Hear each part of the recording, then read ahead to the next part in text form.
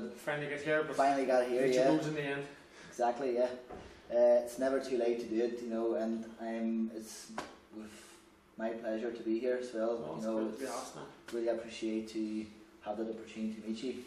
No worries. My name is Norik, and this video is basically interviewing Brian, the former European champion. Former European champion, British European, and now WBA World Interim Champion, and hopefully the next fight is for the full person of world title, like, so it's well, here we go. big stage coming up now. We can see there's a lot of, you know, still ongoing. Oh, there is still life in the dog yet, and plenty of desire, so there is. So, no, for my age, like, you know, I've had a ups and down career, so people thought, you know, it was over, but I've fought back and it's took a lot of desire to get back up again. So I always say boxing's like snakes and ladders, you know, you're quick to come down and it's hard to climb the ladder again, but you know, I've got up again, so it's hopefully, fingers crossed, I can stay there for another while. It's like Muhammad Ali said, it didn't count every time I punched somebody. Yeah. It counted every time somebody punched me and I got back up again. Got back on the that's a sign of a champion. Like anything, not just in sport, but in life itself, every time you get knocked down, you have to dust yourself up and get on with life, you know. It doesn't count how many, like, you know, setbacks you would have. Yeah. It's just a lesson which you would take and get back on track. That's how you let it affect you. You know, if you let it affect you and say, so no, you're going to get up and do something else, but you got to just, you know, put it behind you, maybe sometimes forget it. If you can't learn from it, forget about it and move on. Yeah, exactly. Brian, why boxing? Look, I think just from a child, just got drawn into it through family and friends. All friends started at the boxing club I just tagged along. Yeah. So it is for fun, and next thing you find out you're kind of good at it. Won a few fights and it just snowballed from there, just casually got drawn into it. And did you get yourself set like a goal, or do you have like a dream that you want to achieve something? And can you actually, looking back, can you just say, I ticked it, I done it? I think around about the age of 15, I started when I was 12, properly boxing. Like, you know, you always kind of train hard. I was lucky, my brother was a good boxer and a really hard trainer, so I always tried to stick with him. Not that I had to, but you know, he always tagged me along. So something a goal, like a standard. I always tried to reach the standard, but you know, I have to say, my heart was never as good a trainer as him. But as I got older, about 15, I started to go head on here. You know, I'm just realised, kind of self-realisation, where I'm pretty good here and I might want to do this forever. You know, started to look around me and see other boxers doing well and see professional boxing and stuff like that. See people making a living on and go, God, maybe I want to do this as a professional and stuff like that. I from about 15 then I started to kind of more focus on life, maybe in boxing. Do you trust your intuition a lot? Oh, definitely, yeah. I think finding now with more experience, you have to as an athlete, like boxing especially, it's not a team sport, so you have to be selfish. Yeah.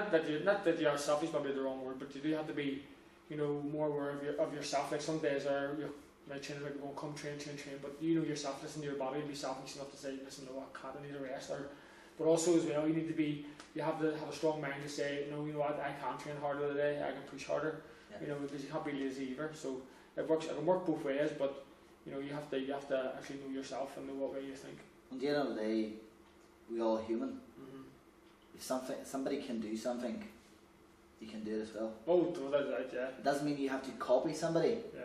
You can set yourself a challenge. Yeah. Most people would stick with the word problem. I think we athletes should stick with challenge. Challenge, yeah. It's very similar, but I think it gives that boost of, well, it's a challenge, I want to just go for it, do you know what I mean? Yeah. You can kind of feed off it a bit, more energy off it, rather than just the problems like, oh, how are you going to solve this? It's like, you know, it's like a mountain rather than a hill. Yeah. So it is, but definitely I think that's the thing about being a top athlete and maybe at a ground level, it's, you know, the mind does come into it, how you approach things, you approach your training, how you approach your opponents and what they're doing. You know, it is, once you go up into a high level, it's the wee small details, and a lot of small details can be, you know, dealt with the mind. Yeah. Well, you said about, you know, you had that lay down as well, obviously, as in the professional time, you know, if it comes to the level of your faith, your belief system, okay, obviously whatever you win, your beliefs are going higher and higher and you're more motivated and you want to do better and better. How would you turn it around after a lost fight, or after, actually, you know, athletes, injury? Yeah. Whatever you're injured, your mind up, like straight ahead, just to kick you and say, no, don't go for it, you got injured for that, or whatever. How would you create that belief system to get it back on track? I think you just have to have that inner belief in yourself and a desire to, you know, it's keeping an eye on the goal. The goal that you set yourself, it's keeping your eye on that there and constantly reaching for it. You know, you don't want to change the goalpost. Like as boxing, you know, the highest level would be to be a world champion, and no matter where you are in that position that's where I want to get to. So no matter what, if I'm way down here, I still want to get there. Yep. And no matter how I'm feeling, you know, it's still there. But you know, in the back of your mind, you got to keep that there and rely back on it. And sometimes too, sometimes the high points in your career, think back about them high points and get angry of them, or you're saying, but I was good enough. And sometimes I think as athletes, when they are feeling times of doubt and maybe injured, is when they don't believe in themselves. Yeah. And you've got to go back to what the thing goes, oh, but I done this, you know, acknowledge your accomplishments and what you've done, your hard training, especially coming to the event, like, yeah, I did do that, I trained hard, I put the hard work in. Like, if you haven't put the hard work in, that's where doubts and all will come in. Exactly. To your mind. But if you're a hard working athlete and stuff like that, you have no need to fear anybody, and you can, you know, believe in it, you know, gives more belief in yourself. And that's the things, all the positive things.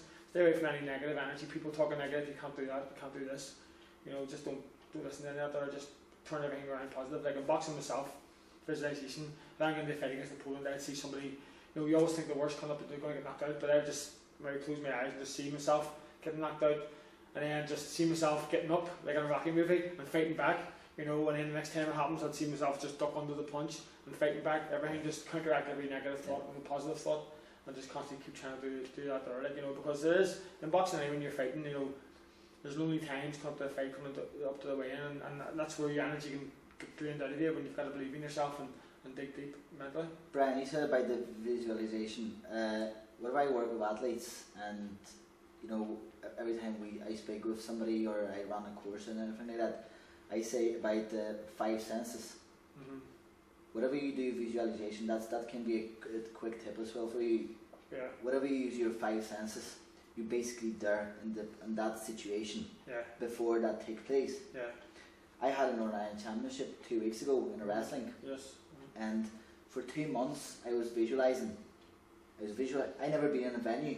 Right. I was visualizing.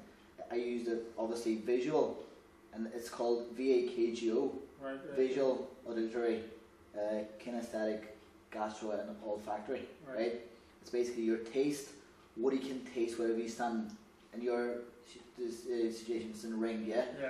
What you can taste, obviously there's a sweat, there's a thing there where you can see your opponent, the crowd there, your coach in the corner, yeah. What you can hear, obviously crowds going crazy on it, yeah. And what you can feel, the feel is the emotion of two. What you can feel inside.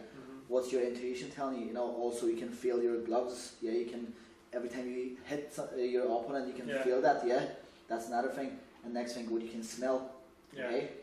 If you use visualization using those 5 senses, it becomes more realistic. Oh, definitely, yeah. It brings up, it's like, whoa, whenever you actually back from visualization, it's like, whoa, that really happened. You know, I actually doing that got myself ready, was going to be my last move on the competition. Right. And I was very close. I finished different, slightly different. Like I said, there's a goal which you can set. Yeah. It happened, that move happened on the fight. Yeah, right. But I didn't finish it that way, but still won it. But still won it, that's it, yeah. But it helps you get to where you want to get to, where it helps not, but it's all about in your preparation, helping you prepare. Exactly. You know, where you have some kind of, you know, it's not worse if you're trying to prepare for something and you're all over the place, but to have some kind of path to follow on. Focus. Is how you're going to get there. Focus, yeah, definitely. Yeah. You not get distracted from here to there, and you're all over the place. You know, to have some kind of focus, it's like building a foundation. You know, you just have some foundation there, and that's you might go and dabble in a bit of powerlifting or a bit of this to get to that goal, but you're always back on track, keep moving along that main road. But again, you set yourself a goal, you're just here, and if you go to the treadmill, that's one of the action steps towards the goal. Yeah. The action steps, people forget, yeah, I have a goal, but there's an action step towards that goal. That's it, It doesn't appear just like that, the big goal. Yeah. Create an action step. Like you say, you do powerlifting, you do this, you do that, you do that. But you yourself know, well, I'm here at the moment, I feel strong, I can do it. You know, nobody would know it better than you. Better than yourself.